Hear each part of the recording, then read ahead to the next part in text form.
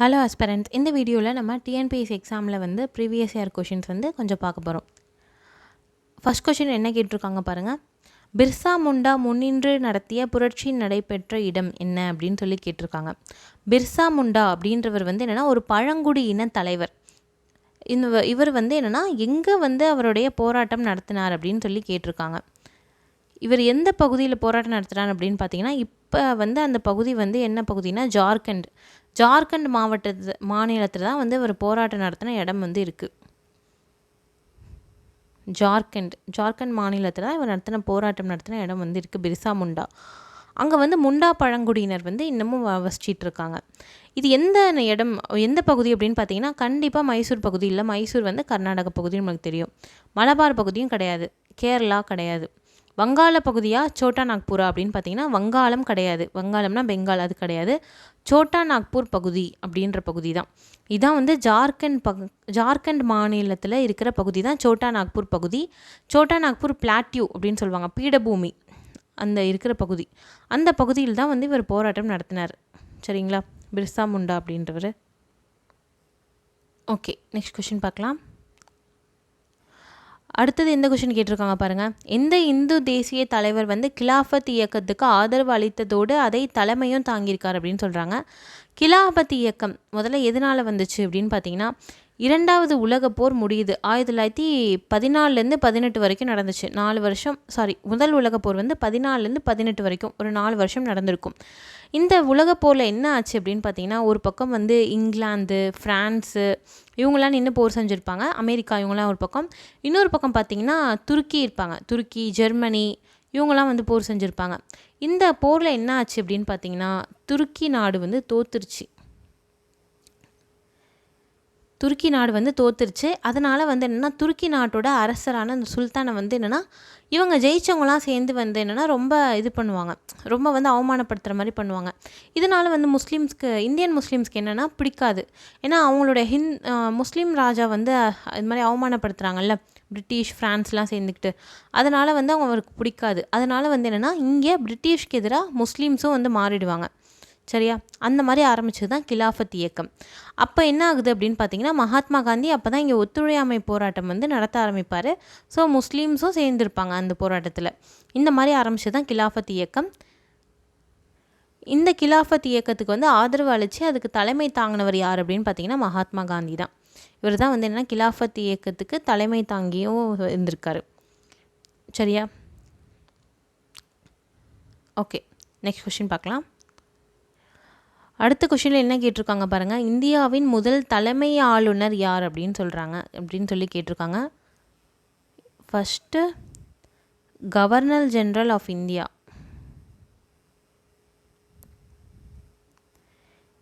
யார் அப்படின்னு சொல்லி கேட்டிருக்காங்க. வாரன் ஹாஸ்டிங்ஸா, காரன்வாலிஸா, வில்லியம் பென்டிங்கா, டல்ஹவுசியா அப்படின்னு சொல்லி கேட்டிருக்காங்க. இதில் யார் அப்படின்னு பார்த்தீங்கன்னா, வில்லியம் பென்டிங் அப்படின்றவர் தான் முதல் தலைமை ஆளுநர். இந்தியாவோட முதல் தலைமை ஆளுநர் வந்து வில்லியம் பென்டிங் தான். வாரன் ஹாஸ்டிங்ஸ் வந்து வங்காளத்துக்கு தலைமை ஆளுநராக இருந்திருப்பார். Governor general of Bengal Warren Hastings அப்படின்றவர். பட் வில்லியம் பென்டிங் வந்து என்னென்னா இந்தியாவுக்கே தலைமை கவர்னர் ஜெனரலாக இருந்தார். 1833 அப்போ தான் அந்த சட்டமும் வரும். ஒரு சட்டம் வரும். அதோடு வந்து என்னென்னா வில்லியம் பென்டிங் வந்து என்னென்னா கவர்னர் ஜெனரலாகவும் ஆக்கியிருப்பாங்க, ஃபஸ்ட்டு கவர்னர் ஜெனரல். காரன்வாலிஸ், டல்ஹவுசிலாம் கிடையாது. சரிங்களா, வில்லியம் பென்டிங் தான் first governor general of India, இந்தியாவின் முதல் தலைமை ஆளுநர் அப்படின்னு சொல்லுவாங்க. ஓகே, நெக்ஸ்ட் கொஷின் பார்க்கலாம். அடுத்த கொஷினில் என்ன கேட்டிருக்காங்க பாருங்கள். இந்தியாவில் முஸ்லீம்களின் சமூக மற்றும் கல்வி மேம்பாடுக்காக தோற்றுவிக்கப்பட்ட இயக்கம் எது அப்படின்னு சொல்லி கேட்டிருக்காங்க. முஸ்லீம்களோட சமூகம் மற்றும் கல்வி மேம்பாட்டுக்காக தோற்றுவிக்கப்பட்ட இயக்கம் என்னன்னு பார்த்தீங்கன்னா, அலிகர் இயக்கம் அப்படின்ற இயக்கம் தான். இது யார் ஆரம்பித்தா அப்படின்னு பார்த்தீங்கன்னா, சர் சையத் முகமது கான் அப்படின்றவர் தான்.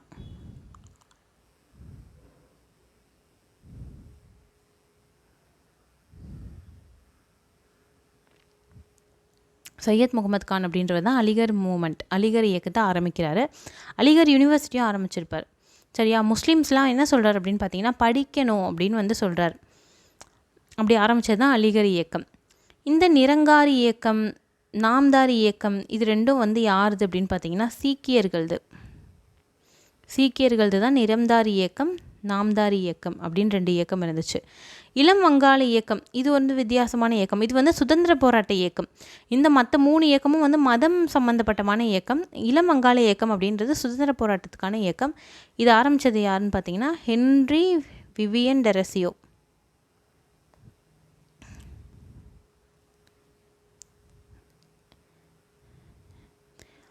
ஹென்றி விவியன் டெரசியோ இவர் வந்து ஒரு ஃபாரினர்ஸ்க்கு பிறந்தவர் தான். 2 ஃபாரினர்ஸ் இருப்பாங்க, இந்தியாவில் வந்து செட்டில் ஆகிருப்பாங்க. அவங்களோட பையன் தான் இவர் என்ன பார்த்தீங்கன்னா கல்கத்தாவில் ஒரு காலேஜில் வந்து என்னென்னா ப்ரொஃபஸராக இருப்பார். அங்கே இருக்கிற மாணவர்களுக்கெல்லாம் என்னென்னா சுதந்திர போராட்டம் இந்த மாதிரி பண்ணுங்க அப்படின்லாம் வந்து சொல்வார். இவர் வந்து ஃப்ரெஞ்சு புரட்சியால் வந்து இன்ஸ்பயர் ஆகிருப்பார். ஃப்ரெஞ்சு புரட்சியை பார்த்து ஃப்ரெஞ்சு புரட்சியோட நோக்கமே என்னென்னா சுதந்திரம், சமத்துவம் இதெல்லாம் வந்து சொல்வார். இது மாதிரி வந்து நீங்களும் வந்து என்னென்னா சுதந்திரத்துக்காக போராடுங்க அப்படின்னு மாணவர்கள்ட்ட சொல்வார். அப்புறமா பிரிட்டிஷ்க்கு பிடிக்காதது, ஆங்கிலேயருக்கு பிடிக்காது, அவரை வந்து வேலையை விட்டே அமைச்சிருவாங்க. இந்த மாதிரிலாம் நடந்திருக்கும். இதான் ஹென்றி விவியன் டெரசியோ ஆரம்பித்தது இளம் வங்காள இயக்கம், யங் பெங்கால் மூமெண்ட் அப்படின்னு சொல்லுவாங்க. சரிங்களா? நம்மளோட ஆன்சர் வந்து இந்த கொஷினுக்கு அலிகர் இயக்கம் முஸ்லீம்ஸ் ஆரம்பித்தது. முஸ்லீம்ஸோட கல்வி மேம்பாட்டு மற்றும் சமூக மேம்பாட்டுக்காக கொண்டு வந்த இயக்கம். நெக்ஸ்ட் கொஷின் பார்க்கலாம். அடுத்த கொஷினில் என்ன கேட்டிருக்காங்க பாருங்கள். இந்தியாவில் அந்நியரை எதிர்த்து நடந்த முதல் கிளர்ச்சி எது அப்படின்னு சொல்லி கேட்டிருக்காங்க. முதல் கிளர்ச்சி எங்கே நடந்துச்சுன்னா வங்காளத்தில் நடக்குது. அந்த கிளர்ச்சி பேர் என்னன்னு பார்த்தீங்கன்னா சன்னியாசி அண்டோலன் அப்படின்னு சொல்லுவாங்க. சன்னியாசி அண்டோலன் அப்படின்னு அங்கே வாழ்கிற மக்கள்லாம் வந்து சேர்ந்து போராட்டம் பண்ணுறாங்க வங்காளத்தில். எதுக்கு போராட்டம் பண்ணுறாங்க அப்படின்னு பார்த்தீங்கன்னா கண்ணா பின்னான்னு வந்து என்னென்னா நில வருவாய் இதெல்லாம் வந்து ரொம்ப அதிகப்படுத்திட்டாங்க. அது மட்டும் இல்லாமல் அந்த மக்களுக்கு என்ன பிடிக்கல அப்படின்னா அந்நியர்களுக்கு வந்து என்னென்னா அந்நியர்கள்ட்ட வரி கொடுக்கறது அது பிடிக்கல. அந்நியர்கள் என்ன பண்ணுறாங்க, இவங்க லேண்டை வந்து யூஸ் பண்ணுறாங்க, அதெல்லாம் வந்து இவங்களுக்கு பிடிக்கல. அந்த மாதிரி நிறைய விஷயத்துக்காக வந்து என்னென்னா சன்னியாசி அண்டோலன் நடக்குது. அண்டோலன்னா ஒன்றும் இல்லை, கிளர்ச்சி. அதுதான் சன்னியாசி அண்டோலன் அப்படின்னு சொல்லுவாங்க. இந்த போராட்டம் நடக்கும்போது தான் பங்கிம் சந்திர சாட்டர்ஜி அப்படின்றவர் என்ன பண்ணுறாருன்னா பங்கிம் சந்திர சாட்டர்ஜி அப்படின்றவர் ஆனந்த மடம் அப்படின்னு ஒரு புக்கை எழுதுகிறார். இவர் எழுதின புத்தகம் பேர் ஆனந்த மடம். ஆனந்த மடம்னு ஒரு புக்கை எழுதுகிறாரு. இந்த புக்கில் வந்து ஒரு பாட்டு இருக்குது. அது என்ன பாடல் அப்படின்னு பார்த்தீங்கன்னா வந்தே மாதரம் அப்படின்ற பாடல். இந்த பாடல் தான் வந்து நம்ம தேசிய பாடலாக வச்சுருக்கோம். தேசிய கீதம் வேறு, தேசிய பாடல் வேறு. தேசிய கீதம் வந்து ரவீந்திரநாத் தாகூர் எழுதின ஜனகணமன. தேசிய பாடல் என்னன்னு பார்த்தீங்கன்னா வந்தே மாதரம். யார் எழுதினானா பங்கிம் சந்திர சாட்டர்ஜி அப்படின்றவர் எழுதியிருக்காரு. ஆனந்த மடம் அப்படின்ற புக்கில் வந்து இந்த பாட்டு இருந்திருக்கு. அதை நம்ம எடுத்து தேசிய பாடலாக இப்போ வச்சுருக்கோம். சரிங்களா? இந்த தேசிய பாடலில் முதல்ல எப்போ பாடினாங்க அப்படின்னு பார்த்தீங்கன்னா 1896 கல்கத்தாவில் நடந்த ஒரு காங்கிரஸ் மாநாட்டில் ரவீந்திரநாத் தாகூர் பாடுவார். அதனால் இதுவும் முக்கியமான விஷயந்தான். 1896 கல்கத்தாவில் நடந்த காங்கிரஸ் மாநாட்டில் ரவீந்திரநாத் தாகூர் பாடுவார். சரிங்களா? இது வந்து இந்த வந்தே மாதரம் தேசிய பாடல் தொடர்பான செய்திகள். இது எல்லாமே வந்து என்னென்னா முக்கியமான விஷயம். இதனால் இதை கண்டிப்பாக நீங்கள் ஞாபகம் வச்சுக்கோங்க. நெக்ஸ்ட் கொஷின் பார்க்கலாம். அடுத்த கொஷின் ரொம்ப ரொம்ப முக்கியமான கொஷின். 1907 சூரத்தில் நடைபெற்ற இந்திய தேசிய காங்கிரஸ் கூட்டத்துக்கு தலைமை தாங்கியவர் யார் அப்படின்னு சொல்லி கேட்குறாங்க. 1907 சூரத்தில் நடைபெற்ற காங்கிரஸ் கூட்டத்துக்கு தலைமை தாங்கியவர் யார் அப்படின்னு கேட்குறாங்க. 1907 ஒரு முக்கியமான விஷயம் நடந்துச்சு. என்ன அப்படின்னு பார்த்தீங்கன்னா சூரத் பிளவு. அது என்னது சூரத் பிளவு அப்படின்னு பார்த்தீங்கன்னா சூரத் அப்படின்ற ஏரியாவில் அப்போ வந்து காங்கிரஸ் மாநாடு நடந்துகிட்ருக்கு. அப்போ வந்து மிதவாதிகளுக்கும் தீவிரவாதிகளுக்கும் என்னென்னா இடையில வாக்குவாதம் வந்துருச்சு. மிதவாதிகள் அப்படின்னா என்னென்னா அரசியலமைப்பு உட்பட்டு அங்கே பிரிட்டிஷெல்லாம் நம்பினாங்க. அவங்க ஆங்கிலேயரை நம்பினாங்க. மீன்ஸ் என்னென்னா நம்ம போய் கேட்டால் அவங்க தருவாங்க, ஆங்கிலேயர்கிட்ட போய் நம்ம கேட்டால் உரிமைகள் கேட்டால் தருவாங்க அப்படின்னு நம்பினவங்களாம் மிதவாதிகள் அப்படின்னு சொல்லுவாங்க. இதுவே தீவிரவாதிகள் அப்படின்னா அவங்களாம் நம்பக்கூடாது, நம்ம என்ன பண்ணணும் அப்படின்னு பார்த்தீங்கன்னா நம்மளே தான் வந்து என்னென்னா போராட்டம் பண்ணி தான் வாங்கணும் அப்படின்னு சொல்கிறவங்களாம் தீவிரவாதிகள். ஆனால் இவங்க வன்முறையாக போராட்டம் பண்ணல, மக்களை கூட்டிகிட்டு வந்து போராட்டம் பண்ணாங்களே தவிர இந்த குண்டு வீசுறது இந்த மாதிரி போராட்டம்லாம் பண்ணல. இந்த மாதிரி குண்டு வீசி போராட்டம்லாம் பண்ணவங்க யாருன்னு பார்த்தீங்கன்னா பயங்கரவாதிகள் அப்படின்னு சொல்லுவாங்க. இங்கிலீஷில் ரெவல்யூஷனரிஸ் அப்படின்னு சொல்லுவாங்க.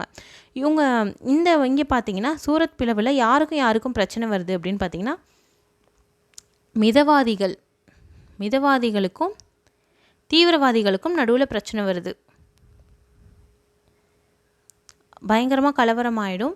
அப்போ என்ன பார்த்தீங்கன்னா மிதவாதிகள் வந்து தீவிரவாதிகளை காங்கிரஸை விட்டே வந்து என்னென்னா வெளில அமுச்சிடுவாங்க. இதுதான் சூரத் பிளவு. மிதவாதிகளை மாட்ரேட்ஸ் அப்படின்னு சொல்லுவாங்க, தீவிரவாதிகளை எக்ஸ்ட்ரீமிஸ்ட் அப்படின்னு சொல்லுவாங்க. சரியா? இந்த கூட்டத்துக்கு தலைமை தாங்கியவர் யார் அப்படின்னு பார்த்தீங்கன்னா ராஷ்பிஹாரி கோஷ் அப்படின்றவர் தான். இவர் ஒரு மிதவாதி. இவர் தான் வந்து தலைமை தாங்கியிருப்பார். பட் ஆனால் இந்த கூட்டத்தில் எந்த தீர்மானமும் நிறைவேறியிருக்காது. ஏன்னா பயங்கரமான பிரச்சனையாக மாறி மாறி சண்டை போட்டிருப்பாங்க. ஸோ என்னென்னா இந்த கூட்டத்தில் எந்த முடிவுமே எடுத்துருக்க மாட்டாங்க. சரியா? அதனால் சூரத் பிளவு ஆனப்போ தலைவராக இருந்தவர் யார் அப்படின்னும் கேட்கலாம். சூரத் பிளவில் தலைவராக இருந்தவர் ராஷ்பிஹாரி கோஷ். 1907 நடந்துச்சு இந்த விஷயம். சரிங்களா? யாருக்கு சண்டை வந்துச்சு அப்படின்னா மிதவாதிகளுக்கும் தீவிரவாதிகளுக்கும். ஓகே, நெக்ஸ்ட் கொஷின் பார்க்கலாம். இன்னொரு முக்கியமான விஷயம் என்னென்னு பார்த்தீங்கன்னா, இந்த கூட்டத்தில் தமிழ்நாட்டை சேர்ந்த பாரதியார், வஉசி அவங்களாம் போய் பங்கேற்றிருப்பாங்க. அப்போ திலகரை வந்து தாக்க வரும்போது பாரதியார் வஉசியெல்லாம் சேர்ந்து தான் அவரை காப்பாற்றுவாங்க. இதையும் வந்து சொல்லியிருப்பாங்க. தமிழ்நாட்டிலேருந்து போய் கலந்துக்கிட்ட பாரதியார், வஉசி 2 பேருமே ரொம்ப முக்கியம். நெக்ஸ்ட் கொஷின் பார்க்கலாம். லாஸ்ட் கொஷின் பாருங்கள். இரண்டாவது வட்டமேசை மாநாட்டில் கலந்து கொண்ட இந்திய பெண்மணி யார் அப்படின்னு சொல்லி கேட்குறாங்க. இரண்டாவது வட்டமேசை மாநாட்டில் காங்கிரஸை சேர்ந்த நிறையா பேர் போய் கலந்துக்கிட்டாங்களா? காந்தியடிகள்லாம் போய் கலந்துட்டு வந்திருப்பார் இரண்டாவது வட்டமேசை மாநாட்டில். அப்போ அங்கே அந்த இரண்டாவது வட்டமேசை மாநாட்டில் கலந்து கொண்ட இந்திய பெண்மணி யார் அப்படின்னு சொல்லி கேட்டிருக்காங்க. யாருன்னு பாருங்கள், சரோஜினி நாயுடு அப்படின்றவங்க தான். அவங்க தான் போய் கலந்துக்கிட்டாங்க. சரோஜினி நாயுடு வேறு என்னென்னலாம் பண்ணியிருக்காங்கன்னா, தர்சனா உப்பு சத்தியாகிரகம். தர்சனா அப்படின்றது வங்காளத்தில் இருக்க ஒரு இடம். அங்கே வந்து உப்பு சத்தியாகிரகத்தில் போய் கலந்துக்கிட்டாங்க. சரியா? உப்பு சத்தியாகிரகம், தர்சனா உப்பு சத்தியாகிரகத்தில் பார்ட்டிசிபேட் பண்ணியிருக்காங்க சரோஜினி நாயுடு. விஜயலட்சுமி பண்டிட் யார் அப்படின்னு பார்த்தீங்கன்னா, ஐநாவில் வந்து தூதுவராக அனுப்பப்பட்ட முதல் பெண்மணி, ஒரு நாட்டோட தூதுவராக அனுப்பப்பட்ட முதல் பெண்மணி யாருன்னா விஜயலட்சுமி பண்டிட். அவங்க தான் இந்திய நாட்டு சார்பாக அவங்கள அமுச்சு விட்டாங்க.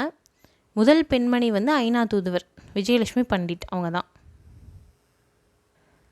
சுச்சிதா கிருபால்னி அப்படின்றவங்க வந்து என்னென்னா முதல் கவர்னர், இந்தியாவிலே வந்து முதல் பெண் கவர்னர் சுஜிதா கிருபால்னி. சரியா?